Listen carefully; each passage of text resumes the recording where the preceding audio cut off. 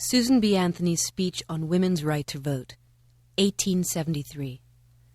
This speech was delivered by Susan B. Anthony before court in defense of women's suffrage. She was arrested for casting an illegal vote in the presidential election of 1872.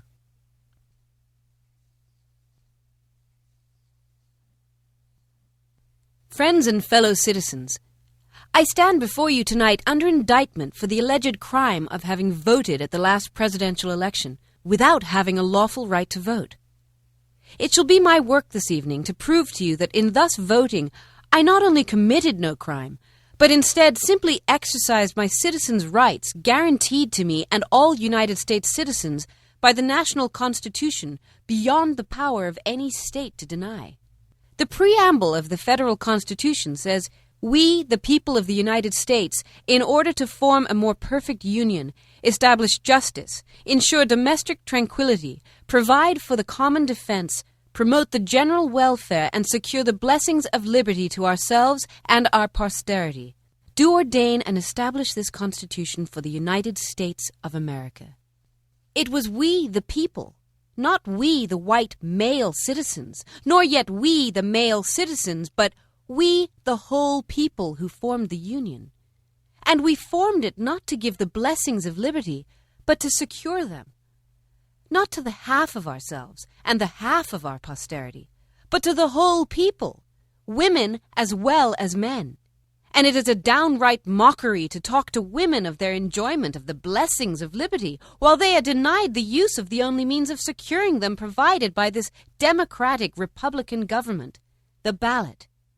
For any state to make sex a qualification that must ever result in the disfranchisement of one entire half of the people is to pass a bill of attainder or an ex post facto law, and is therefore a violation of the supreme law of the land.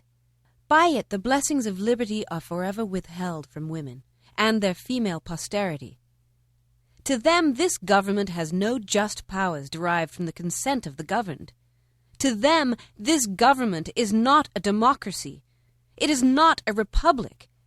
It is an odious aristocracy, a hateful oligarchy of sex, the most hateful aristocracy ever established on the face of the globe. An oligarchy of wealth where the rich govern the poor, an oligarchy of learning where the educated govern the ignorant, or even an oligarchy of race where the Saxon rules the African, might be endured. But this oligarchy of sex, which makes father, brothers, husband, sons, the oligarchs over the mother and sisters, the wife and daughters of every household, which ordains all men sovereigns, all women subjects, carries dissension, discord, and rebellion into every home of the nation. Webster, Worcester, and Bouvier all define a citizen to be a person in the United States entitled to vote and hold office. The only question left to be settled now is, are women persons?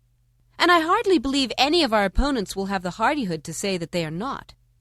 Being persons, then, women are citizens, and no state has a right to make any law or to enforce any old law that shall abridge their privileges or immunities.